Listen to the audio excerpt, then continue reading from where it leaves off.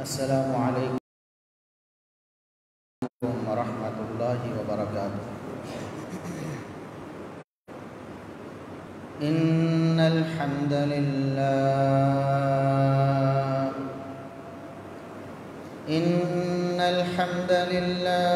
نحمده ونستعینه ونستغفره ونعوذ باللہ من شرور انفسنا ومن سیئات اعمالنا من يهده الله فلا مضل له ومن يضلل فلا هادي له أشهد أن لا إله إلا الله وحده لا شريك له وأشهد أن محمدًا عبده ورسوله اللهم صل على محمد وعلى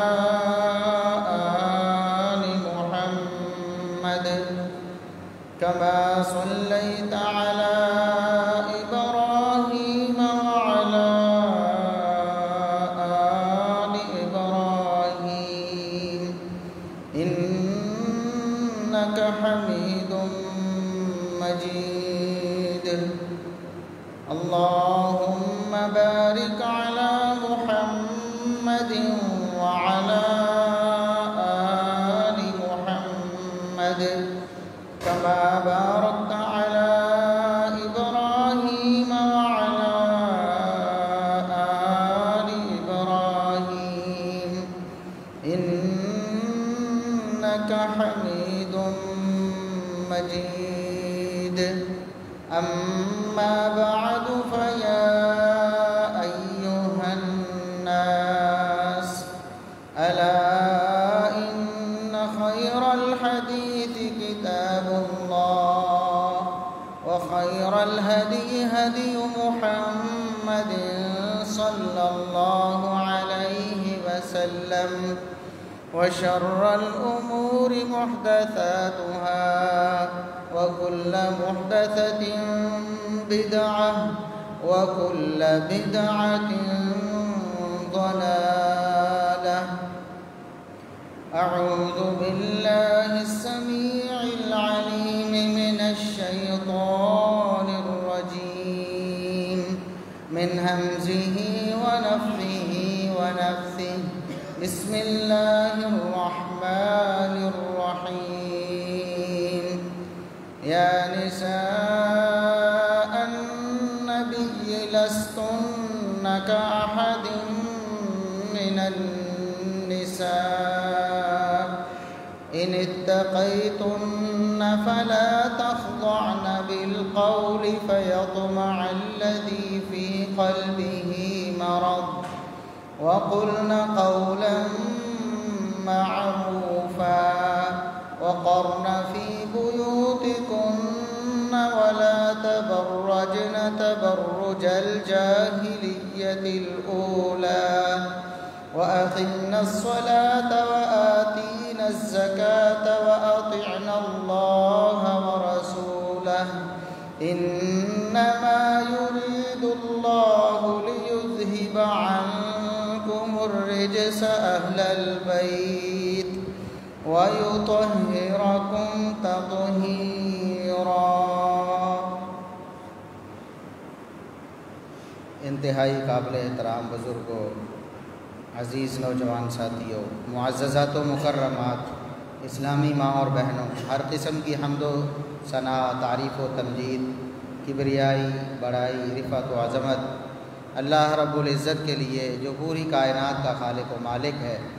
بے شمار لا تعداد بے حد و حساب درود و سلام پیغمبر آخر الزمان، محسن انسانیت، محسن کائنات جناب محمد الرسول اللہ صلی اللہ علیہ وسلم کی ذات اقدس پر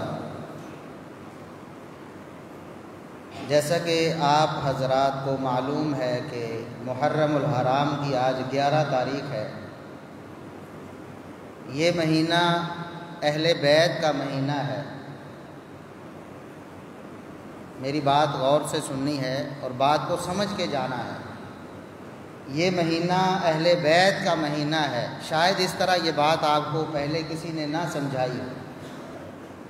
یہ محرم الحرام کا مہینہ اہل بیت کا مہینہ ہے، کیونکہ ہمارے لیے یہ اہل بیت کا مہینہ کیوں بنا؟ ویسے تو اس مہینے میں دیگر مہینوں کی طرح وہی اعمال، وہی عقائد، وہی دستور، وہی منشور، لیکن ہم نے اس کو اہل بیت کا مہینہ کیوں قرار دیا؟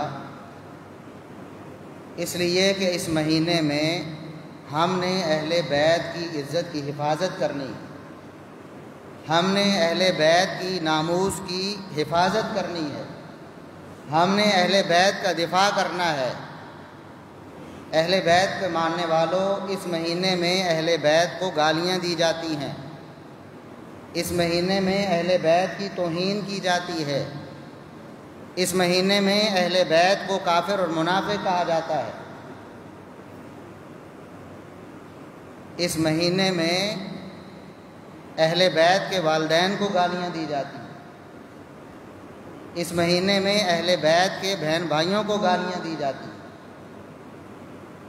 اس لیے ہمارا فرض ہے کہ ہم اہل بیت کی عزت کی حفاظت کریں۔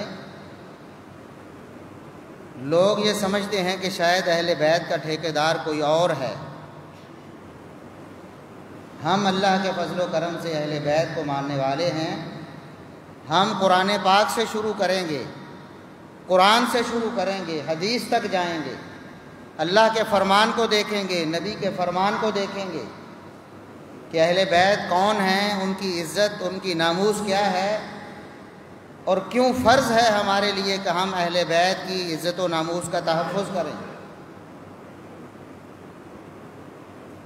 سورہ احزاب سورہ نمبر 33 ہے، 33 نمبر سورت ہے، اور آیت 32 اور 33 آپ کے سامنے میں نے خطبے میں تلاوت کی ہے کہ اللہ رب العزت نے فرمایا یا نساء النبی۔ یہ قرآن ہے جس کو ماننے کے سارے ہی دعوے دار ہیں۔ دعوے دار کہہ رہا ہوں، اس بات کی گارنٹی نہیں کہ جو بھی دعوے دار ہو وہ حقیقت میں مانتا بھی ہو۔ دعوے دار سارے ہی ہیں۔ جو بھی کلمہ پڑھنے والا ہے، اسلام کا اظہار کرنے والا ہے، وہ اس بات کا دعویٰ کرتا ہے کہ میں قرآن کو مانتا ہوں، بلکہ قرآن کو معیار اور کسوٹی بنایا جاتا ہے۔ ہم کہتے ہیں بالکل قرآن معیار اور کسوٹی ہے تمام عقائد و اعمال کی۔ آئیے اپنے عقائد و اعمال کو قرآن پر پرکھیے۔ سورہ احزاب کی آیت نمبر 32 اور 33 ہے، فرمایا یا نساء النبی لستن کاحد من النساء۔ اے نبی کی بیویوں، نبی کی بیویاں زیادہ تھیں، اے نبی کی بیویوں لستن کاحد من النساء، دنیا میں، کائنات میں ایسی کوئی عورت نہیں جو تمہاری شان اور مقام کی ہو۔ تو تمہارا مقام، تمہارا مرتبہ دنیا کی ہر عورت سے بالا ہے۔ نبی کی بیویوں کا مقام دنیا کی ساری عورتوں سے اعلیٰ اور بالا ہے۔ یہ قرآن کا فیصلہ ہے۔ جس پر بھی لفظ نساء کا اطلاق ہوتا ہے، جس کو عورت کہا جاتا ہے، جس کو خاتون کہا جاتا ہے، اس کا مقام نبی کی بیویوں سے کم ہے۔ یہ قرآن کا فیصلہ ہے، میری بات نہیں ہے۔ قرآن نے کہا کہ نبی کی بیویوں تمہارا مقام ساری عورتوں سے بلند ہے، دنیا کی کوئی عورت تمہاری ہم پلہ نہیں ہو سکتی۔ آگے فرمایا کہ تم اللہ سے ڈرتی رہو، اور جب کوئی باہر، دروازے کے باہر کوئی آئے تو اس سے پردے میں، ظاہر پردے میں بات کرنی ہے، بات کرتے ہوئے انداز بھی ترش رکھنا ہے۔ حالانکہ تم تو مومنوں کی مائیں ہو، کوئی منافق بھی ہو سکتا ہے، دروازے پہ آیا ہے سوال کرنے والا، اس کے دل میں کوئی مرض پیدا ہو سکتا ہے آپ کے بارے میں. تم تو نبی کی عصمت ہو, نبی کی عزت ہو, لہٰذا کبھی بول چال میں بھی نرمی اختیار نہیں کرنی, اس لیے کہ ہم تو مائیں ہیں, ہمارے بارے میں کون برا سوچ سکتا. اللہ نے بتایا کہ ایسے بھی بدبخت ہوں گے کلمہ پڑھنے والے, نبی کا نام لینے والے, اس کے باوجود نبی کی بیویوں کے بارے میں ان کے دلوں میں میل ہوگی. لہٰذا نبی کی بیویوں تم نے کسی سے بھی نرم لہجے میں بات نہیں کرنی. وَقُلْنَ قَوْلًا مَّعْرُوفًا, لیکن بات اچھی ہی کہنی ہے, برا بھلا نہیں کہنا. جو سوال جس نے کیا ہے اس کا جواب دے دو, لیکن نرم لہجے میں نہیں دے. اور آگے فرمایا وَقَرْنَ فِي بُيُوتِكُنَّ, اپنے گھروں میں ٹکی رہو. وَلَا تَبَرَّجْنَ تَبَرُّجَ الْجَاهِلِيَّةِ الْأُولَىٰ, جاہلیت کے دور میں جس طرح عورتیں بناؤ سنگھار کر کے باہر جاتی تھیں, تم نے اس طرح نہیں جانا. عورت باہر تو جا سکتی, مسجد بھی جا سکتی ہے, رشتہ داروں کے گھر بھی جا سکتی ہے, یہ تو نہیں کہ وہ اپنے دروازے سے باہر پاؤں نہیں رکھ سکتی.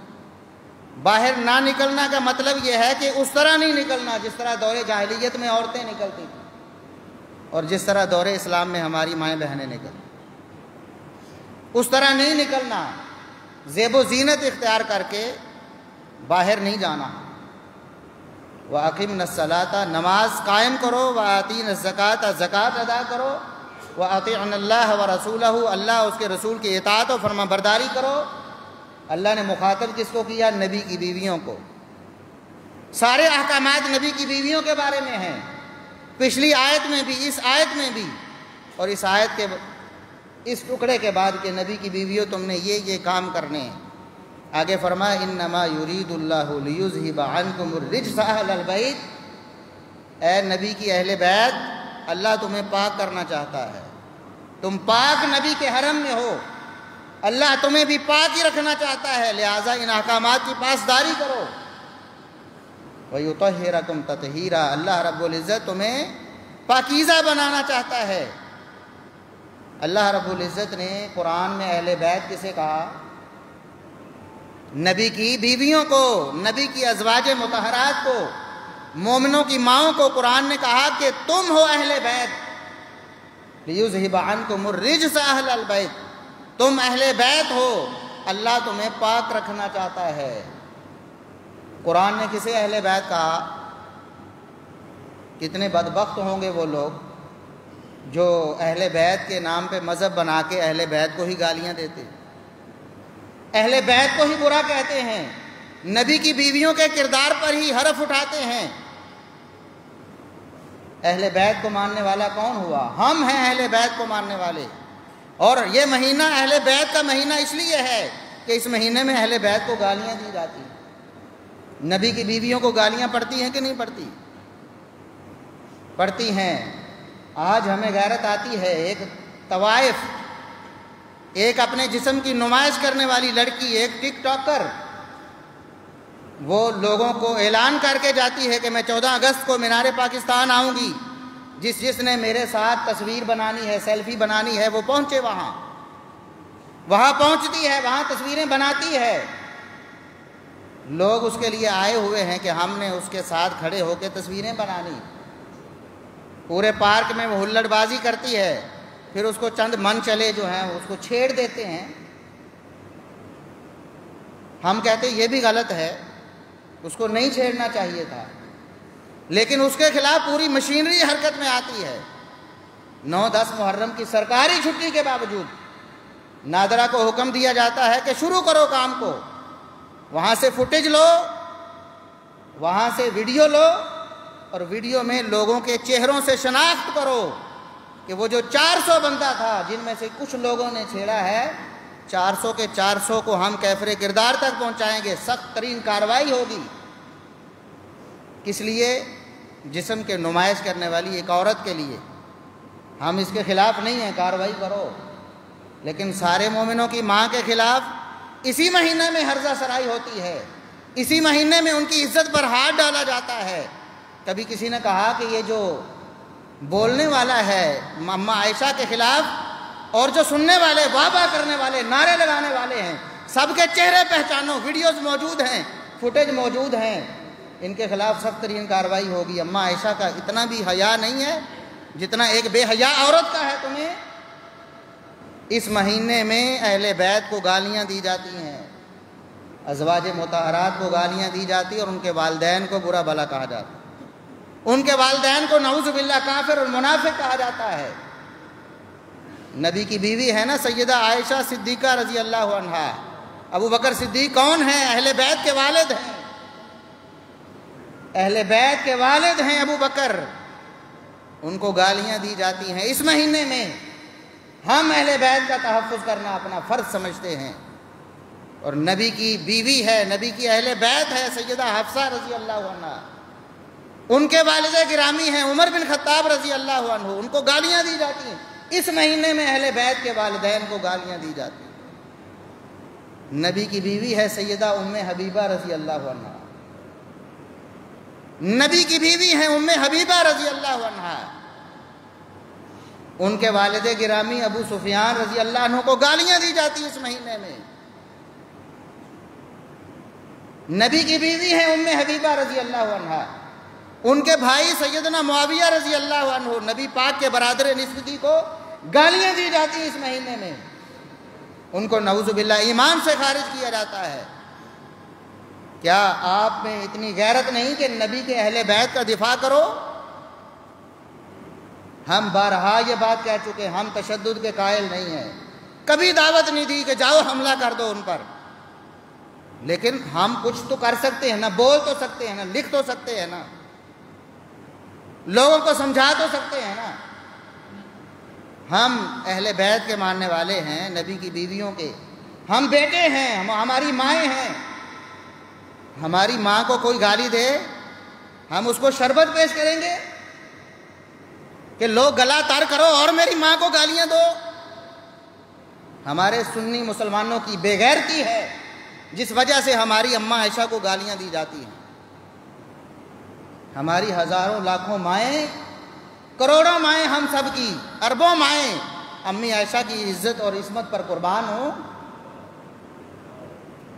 ہم اپنی ماں کو گالی دینے والے کو کبھی اچھا نہیں کہتے، اس کے ساتھ مل کر نہیں چلتے، اس کو کوئی سہولت مہیا نہیں کرتے، لیکن ہم اپنی امی عائشہ صدیقہ کو گالی دینے والوں کو شربت پلاتے ہیں کہ لو گلے تر کرو اور ہماری امی عائشہ کو گالیاں دو۔ یہ ہماری بے غیرتی اور بے حسی ہے۔ ہم یہ نہیں کہتے کہ جاؤ ان پر حملے کرو، کبھی نہیں کہا ہم نے، لیکن یہ بھی تو نہ کرو نا کہ جو ہماری امی عائشہ کے والد کو، اہل بیت کے والدین کو گالیاں دیتے ہیں، امی حفصہ کے والدین اہل بیت کے والدین کو گالیاں دیتے ہیں، جو امی ام حبیبہ رضی اللہ عنہا کے والدین اور بھائیوں کو گالیاں دیتے ہیں، ان کو آپ لنگر پیش کرتے ہو، ان کو بریانیاں کھلاتے ہو، ان کے لیے راستوں میں استقبال کرتے ہو، سبیلیں لگاتے ہو، کیا ہمیں اتنی بھی غیرت نہیں رہ گئی؟ یہ مہینہ اہل بیت کا مہینہ اس لیے ہے، اس مہینے میں اہل بیت کی بے عزتی اور توہین کی جاتی ہے، ہمارے اوپر فرض ہے کہ ہم اہل بیت کا دفاع کریں۔ قرآن نے نبی کی بیویوں کو اہل بیت کہا ہے، یہ قرآن کا فیصلہ ہے، جو قرآن کو نہیں مانتا مسلمان نہیں ہو سکتا۔ ہم کسی کا نام لے کر فلاں فلاں کافر ہے یہ نہیں کہتے، یہ ہمارا منہج نہیں، یہ ہمارا عقیدہ نہیں ہے، ہمارے ائمہ دین نے ہمیں یہ بتایا نہیں ہے، یہ ہمارے اسٹیج کا وتیرہ اور طریقہ نہیں ہے۔ لیکن جو قرآن کو نہیں مانتا ہم برملا اس کو کافر کہتے ہیں، ہم کہتے ہیں جو قرآن کا منکر ہے کافر ہے، دائرہ اسلام سے خارج ہے۔ یہ تو سورہ احزاب ہے، سورہ ہود سورہ نمبر 11 ہے، آیت نمبر 73 ہے، 73 نمبر آیت، وہاں بھی نبی کی بیوی کو اللہ رب العزت نے اہل بیت کہا ہے۔ ابراہیم علیہ السلام کی زوجہ محترمہ، فرشتے خوشخبری لے کر آئے کہ بیٹے کی خوشخبری ہے، وَامْرَأَتُهُ قَائِمَةٌ فَضَحِكَتْ فَبَشَّرْنَاهَا بِإِسْحَاقَ، کھڑی مسکرائیں، ہم نے فرشتوں کے ذریعے اسحاق کی خوشخبری دی کہ اللہ تمہیں اسحاق کی صورت میں اولاد دینے والا ہے۔ سیدنا ابراہیم علیہ السلام کی بیوی پریشان ہو گئی، تعجب میں پڑ گئی، قرآن کے الفاظ ہیں، کہنے لگیں اس عمر میں ہمیں اولاد مل سکتی ہے؟ میری عمر گزر چکی ہے اولاد والی، میرے خامد بھی بوڑھے ہو چکے ہیں۔ ان ھذا لشیء عجیب، یہ تو بڑی عجیب بات ہوگی، ایسا تو ہوا ہی نہیں کبھی، کیسے ممکن ہے اس عمر میں ہمیں اولاد ملے؟ تو اللہ رب العزت کے حکم سے فرشتوں نے جواب دیا، اتعجبین من امر اللہ، اللہ جب کوئی فیصلہ کر لے اس پر بھی کوئی تعجب ہو سکتا ہے؟ اللہ رب العزت کے لیے کون سی مشکل ہے؟ یہ اللہ کا حکم اور فیصلہ ہے، تمہیں اسی عمر میں اولاد ملنی ہے، ہم خوشخبری لے کر آئے ہیں، رحمت اللہ وبرکاتہ علیکم اہل البیت۔ ابراہیم کے پاس اس وقت کوئی اور نہیں ہے، نہ کوئی بیٹا، نہ کوئی بیٹی، نہ کوئی اور رشتہ دار، گھر میں کون ہے؟ صرف بیوی۔ مخاطب کون ہے فرشتوں کی؟ صرف بیوی۔ تعجب کس نے کیا ہے؟ صرف بیوی نے۔ فرشتے کہتے ہیں اللہ کی رحمت ہو تم پر، اہل بیت، اللہ کی رحمت ہو تم پر، رحمت اللہ وبرکاتہ، اللہ کی برکتیں ہوں تم پر، اہل البیت۔ اہل بیت نبی کی بیوی کو، نبی کی بیویوں کو قرآن نے کہا ہے، لہٰذا نبی کی بیویوں کو برا بھلا کہنا یہ اہل بیت کی توہین ہے، نبی کی بیویوں کے والدین کو برا بھلا کہنا یہ نبی پاک کی، اہل بیت کی توہین ہے، نبی پاک کی بیویوں کے بھائیوں کو برا بھلا کہنا یہ نبی پاک کے اہل بیت کی توہین ہے۔ یہ ہیں اہل بیت جن کو قرآن نے اہل بیت کہا۔ اب اگلی بات بھی سن لیں، کئی لوگ یہ سمجھتے ہیں یہ اہل بیت کو مانتے ہی نہیں ہیں۔ بھئی قرآن نے جن کو اہل بیت کہا ہم تو سب سے بڑھ کر ان کو ماننے والے۔ رہی بات سیدنا علی رضی اللہ عنہ کی، سیدہ فاطمہ الزہرا رضی اللہ عنہا کی، سیدنا حسن و حسین رضی اللہ عنہما کی، تو ہم ان کو بھی اہل بیت مانتے ہیں، قرآن کی وجہ سے نہیں، نبی پاک صلی اللہ علیہ وسلم کے فرمان کی وجہ سے۔ قرآن نے تو نبی کی بیویوں کو اہل بیت کہا، آیات میں نے آپ کو سنا دی ہیں، جا کر آپ پڑھ سکتے ہیں، آپ کے گھر میں جو قرآن، جو ترجمہ، جو تفسیر پڑھیں۔ عبداللہ ابن عباس رضی اللہ عنہما، نبی پاک صلی اللہ علیہ وسلم کے چچا کے بیٹے، قرآن کے مفسر اور عالم اور محدث اور فقیہ امت ہیں، نبی پاک صلی اللہ علیہ وسلم نے جن کی فقہ کے لیے دعائیں کی ہیں، اے اللہ ان کو کتاب کا علم دے، ان کو اسلام کی فقہ دے۔ ان کے شاگرد ہیں اکرمہ تابعی رحمہ اللہ تعالی، بڑے خاص شاگرد ہیں۔ وہ کہتے ہیں کہ دنیا میں جو شخص چاہے مجھ سے آ کر مباہلہ کر لے۔ کچھ لوگ تھے نا اس وقت بھی جنہوں نے اعتراض کر دیا، روافض، دشمنان نبی کی بیویوں کے، نبی کے اہل بیت کے دشمن، وہ کہتے ہیں نہیں جی نبی کی بیویوں کو کہاں اہل بیت ہے، حالانکہ صاف قرآن کے الفاظ ہیں۔ انہوں نے کہا کہ جو انکار کرتا ہے نا دلائل سے تو ہم نے سمجھا دیا، قرآن سے بڑھ کر کون سی دلیل ہو سکتی؟ جو کہتا ہے کہ یہ نبی کی بیویوں کے بارے میں آیت نہیں اتری، میں اس سے مباہلہ کرنے کے لیے تیار ہوں، اللہ جھوٹے کو، ہم دونوں میں سے جو جھوٹا ہے اس کو تباہ و برباد کر۔ ہم بھی آج مباہلہ کرنے کے لیے تیار ہیں، اگر کوئی انکار کرتا ہے قرآن کا، ہم کہتے ہیں ہم سے مباہلہ کرے۔ قرآن نے مباہلے کا ذکر کیا ہے نا، کہ جو اللہ کے فرمان کو نہیں مانتے ان سے مباہلہ کرو۔ آؤ میدان میں، اپنی اولادوں کو لے کر آؤ، اپنی عورتوں کو لے کر آؤ، اپنے بیٹوں کو لے کر آؤ، اور آؤ مباہلہ کرو ہم سے۔ اگر قرآن نے نبی کی بیویوں کو اہل بیت نہیں کہا، اللہ ہمیں تباہ و برباد کرے، اور اگر اللہ نے قرآن میں نبی کی بیویوں کو اہل بیت کہا ہے پھر اللہ تمہارا بیڑا غرق کر دے۔ آؤ مباہلہ کرو، ہم بھی تیار ہیں، صحابہ کی سنت پر عمل کرتے ہوئے، صحابہ کے شاگردوں کی سنت پر عمل کرتے ہوئے۔ ہاں ایک موقع آیا، نبی کریم صلی اللہ علیہ وسلم نے یہ بھی دعا کی۔ وجہ کیا بنی دعا کرنے کی؟ یا اللہ میرے داماد علی کو، میرے نواسوں حسن و حسین کو، میری بیٹی سیدہ فاطمہ کو رضی اللہ عنہ، ان کو بھی اہل بیت میں داخل فرما دے۔ صحیح مسلم کی حدیث ہے، اللہم ہؤلاء اہل بیتی، اے اللہ دعا کر کے کہا ان کو بھی میرے اہل بیت میں شامل کر، کیونکہ قرآن نے اگر ان کو اہل بیت کہا ہوتا تو نبی کبھی ان کے لیے دعا کرتے؟ پھر دعا، وہ تو پہلے ہی اہل بیت ہے تو نبی کیوں دعا کر رہے ہیں؟ اللہم اے اللہ یہ بھی میرے اہل بیت ہونے چاہیے، ان کو بھی شامل فرما دے۔ صحیح مسلم کے الفاظ ہیں، نبی کی بیوی پاس موجود ہے، نبی کی بیوی سیدہ ام سلمہ رضی اللہ عنہ کہتی ہیں اللہ کے رسول آپ نے چادر کے نیچے تو ان چاروں کو لے لیا ہے، میں تو باہر ہوں. یہی پیش کرتے ہیں نا جی حدیث چادر والی، حدیث قصا، کہ نبی نے چادر کے نیچے تو اہل بیت کو لیا تھا، بیویاں تو اہل بیت ہے ہی نہیں. صحیح مسلم کے الفاظ ہیں، بیوی پوچھتی ہیں اللہ کے رسول کیا میں اہل بیت نہیں؟ ہم بیویاں کے اہل بیت سے خارج ہیں؟ آپ نے تو ان چاروں کے نیچے لے کر دعا کی ہے، اہل بیت بنا دی. نبی پاک صلی اللہ علیہ وسلم نے فرمایا تم تو پہلے ہی اہل بیت ہو. کیوں نہیں؟ تم تو اہل بیت ہو، میں ان کے لیے دعا کر رہا ہوں اللہ ان کو بھی بنا دے. اور اللہ نے ان کو اہل بیت بنا دیا. تو جس طرح نبی کی بیویاں اہل بیت ہیں، ہمارے لیے عقید و احترام کا مرکز ہیں، اسی طرح نبی پاک صلی اللہ علیہ وسلم کے داماد سیدنا علی رضی اللہ عنہ، آپ کی بیٹی سیدہ فاطمہ الزہرا رضی اللہ عنہ، اور نبی پاک کے نواسے حسنین کریمین رضی اللہ عنہما، یہ سارے بھی اہل بیت ہیں. نبی کی دعا کی وجہ سے یہ بھی ہماری عقیدتوں کا مرکز اور محور ہیں. جس طرح نبی کی بیویوں کی توہین کرنے والا ہم اس کو قرآن کا منکر کہتے ہیں، ہم اس کو مسلمان نہیں مانتے، اسی طرح سیدنا علی رضی اللہ عنہ کی توہین کرنے والا، سیدہ فاطمہ الزہرا رضی اللہ عنہا کی توہین کرنے والا، حسنین کریمین کی توہین کرنے والا ہمارے نزدیک مسلمان نہیں ہے. یہ ہمارا عقیدہ ہے، یہ ہمارا نظریہ ہے جو ہم نے آپ کے سامنے رکھا. نبی کی بیویوں کے فضائل قرآن نے بیان کیے. یہ فضیلت سن لی آپ نے کہ لستن کاحد من النساء، دنیا میں کوئی عورت ایسی پیدا ہوئی نہیں، ایسی پیدا ہو ہی نہیں سکتی قیامت تک جو نبی کی بیویوں تم سے افضل ہو. افضل ہونا دور کی بات ہے، تمہارے برابر ہو ایسا بھی نہیں ہو سکتا. اس کا مطلب کیا ہوا کہ نبی کی بیویاں ساری عورتوں سے افضل ہیں، قرآن کا فیصلہ ہے. اب وہ عورت کوئی بھی ہو، وہ عورت کوئی بھی ہو، نبی کی بیویاں اس سے افضل ہیں، یہ قرآن کا فیصلہ ہے. آگے چلتے ہیں.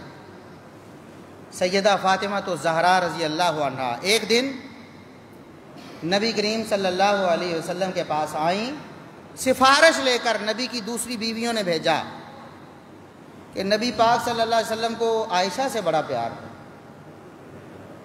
آپ صلی اللہ علیہ وسلم انصاف فرماتے تھے، باریاں سب کی برابر، خرچہ سب کا برابر، لیکن دل کے بارے میں کہتے تھے کہ اے اللہ دل تو میرے کنٹرول میں نہیں ہے، مجھے پیار محبت زیادہ عائشہ سے ہوتا ہے.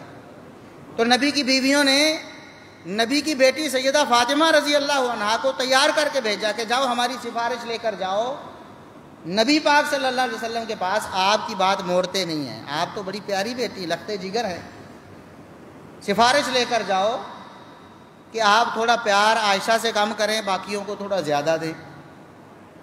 یہ سفارش لے کر سیدہ فاطمہ الزہرا رضی اللہ عنہا نبی پاک صلی اللہ علیہ وسلم کے پاس آ گئے. آپ صلی اللہ علیہ وسلم کے پاس آ کر مدعا کہہ سنایا کہ اللہ کے رسول عائشہ بھی میری امی ہیں، باقی بھی میری مائیں ہیں، تو تھوڑا سا پیار ان سے کم کر کے ان کو زیادہ دے دے تھوڑا سا. تو نبی کریم صلی اللہ علیہ وسلم نے آگے سے جواب دیا کہ بیٹا کیا تمہیں اس بات کی خوشی نہ ہوگی، تمہیں یہ بات پسند نہ ہوگی کہ تم بھی اس سے محبت کرو جس سے تمہارے والد محبت کرتے ہیں، جس سے میں محبت کرتا ہوں زیادہ؟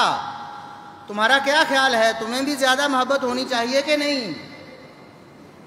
نبی کی بیٹی سیدہ فاطمہ الزہرا رضی اللہ عنہا نے کہا اللہ کے رسول کیوں نہیں، آپ میرے والد بھی ہیں، خاتم النبیین والمرسلین بھی ہیں، جس سے آپ محبت کرتے ہوں میں کیوں محبت نہ کروں؟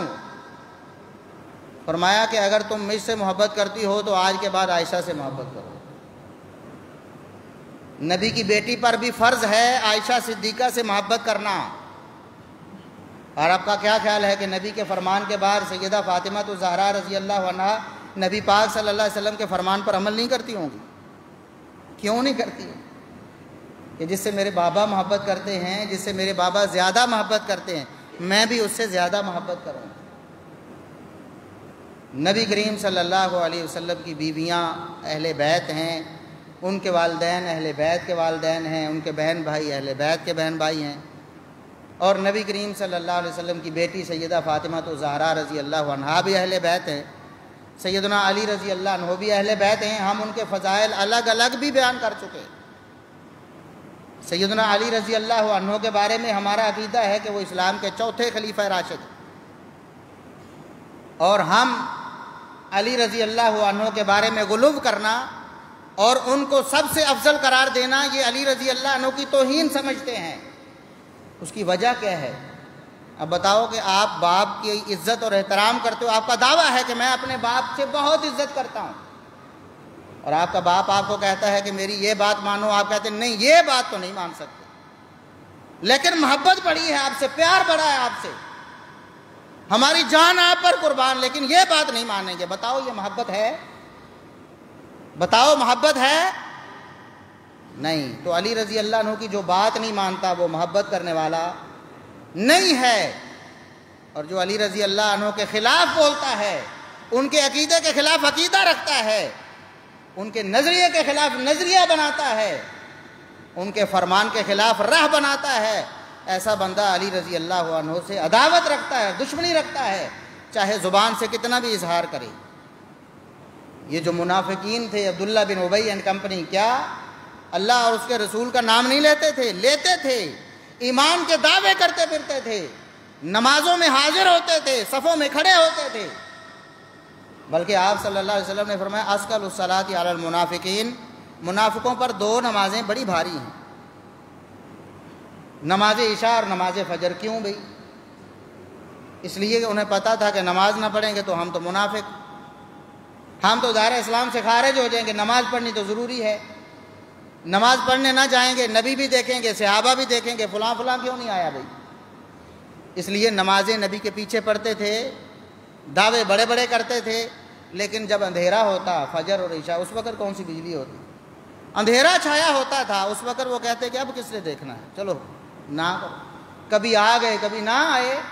تو فرمایا یہ منافقین پر دو نمازیں بڑی بھاری ہیں، کیونکہ نمازیں نبی پاک کے پیچھے ہی پڑھتے تھے، دعوے وہی تھے مسلمانوں والے، ایمان والے، مسلمانوں کے پاس آ کر کہتے تھے آمنا، ہم مومن ہیں۔ کیا کہتے تھے ہم؟ منافقوں نے کبھی یہ نہیں کہا کہ اسلمنا، ہم مسلمان ہیں۔ بات سمجھنے والی ہے، منافقوں نے کبھی نہیں کہا اسلمنا، ہم مسلمان ہیں۔ منافق کیا کہتے تھے؟ آمنا، ہم مومن ہیں۔ منافق کیا کہتے تھے؟ تو کیا مومن کہنے سے مومن بن گئے؟ اس لیے مومن تو کردار کا نام ہے، ایمان تو کردار ہے، عمل ہے کتاب و سنت کے مطابق، ورنہ مومن کا دعویٰ کرنا بھی کافی ہوتا نہیں۔ علی رضی اللہ عنہ کی شان یہ ہے، احترام یہ ہے، ان سے عقیدت یہ ہے کہ ان کا ہر فرمان مانا جائے، اور ہمارا دعویٰ ہے کہ علی رضی اللہ عنہ کا ایک فرمان لے کر آؤ، پوری ان کی سیرت میں، پورے کردار میں، ذخیرہ حدیث آپ کے سامنے، ایک کردار، ایک ان کا فرمان ثابت کرو جس کو ہم اہل سنت نہیں مانتے ہیں، ایک فرمان ثابت کرو، یا تو ہم اس فرمان کو ماننے لگیں گے اگر بالفرض ہم نے نہیں مانا ہے، یا تو ہم ماننے لگیں گے، یہی صورت ہو سکتی، دوسری صورت تو ہو ہی نہیں سکتی، ہم نے کوئی کافر ہونا ہے، کوئی منافق ہونا ہے۔ تو علی رضی اللہ عنہ کا فرمان ماننے والا ان کا محب ہے، اور ان کی نافرمانی کرنے والا ان کا دشمن ہے، ان کا مخالف ہے۔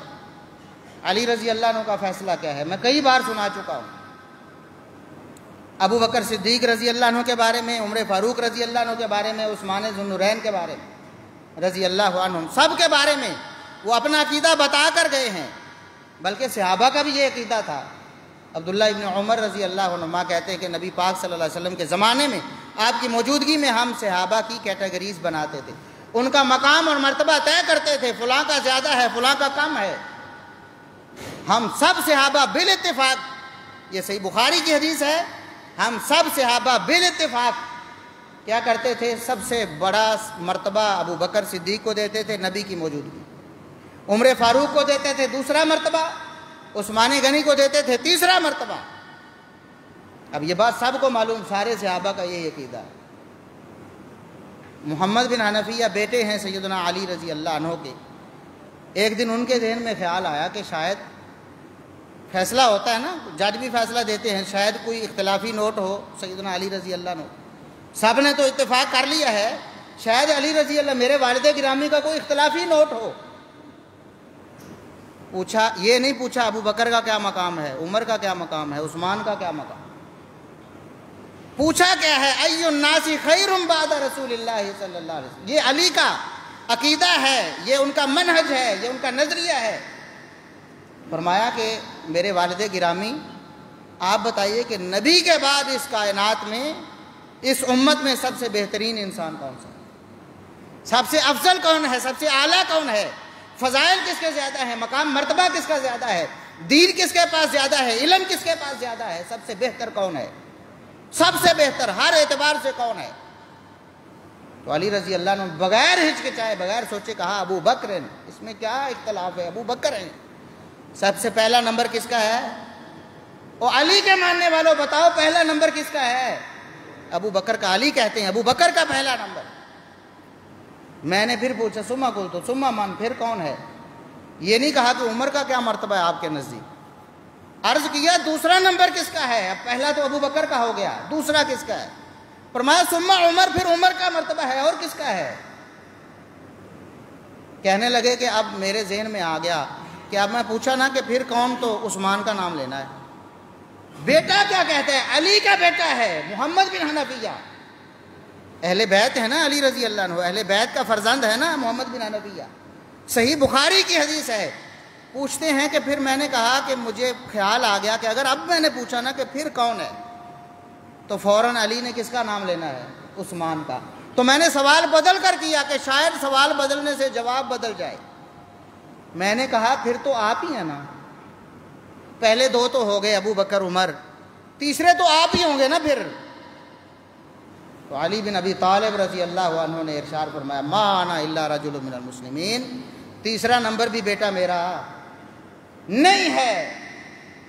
چوتھا نمبر ہم مانتے ہیں، علی خود کہتے ہیں کہ میرا نہ پہلا ہے نہ دوسرا ہے نہ تیسرا۔ ابو بکر کی بھی بیعت کی، عمر کی بھی بیعت کی، عثمان کی بھی بیعت کی۔ عمر کے بارے میں کہا کہ عمر آج تم شہید ہوئے ہو، تمہیں تو دیکھ کر میں اپنی جنت سیدھی کرتا تھا، آپ سے بڑھ کر اس کائنات میں کوئی نہیں تھا آپ کی موجودگی میں کہ جسے دیکھ کر میں اپنے اللہ کو راضی کرتا تھا۔ آج آپ دنیا سے چلے گئے، اللہ کی قسم مجھے پتا تھا جس طرح نبی زندگی میں تمہیں اپنے ساتھ رکھتے تھے، جب بھی نبی بات کرتے کہتے کہ میں نے اور ابو بکر اور عمر نے ایسا کیا، میں گیا میرے ساتھ ابو بکر عمر تھے، میں آیا میرے ساتھ ابو بکر عمر تھے، میں نکلا میرے ساتھ ابو بکر عمر تھے، میں داخل ہوا میرے ساتھ ابو بکر عمر تھے۔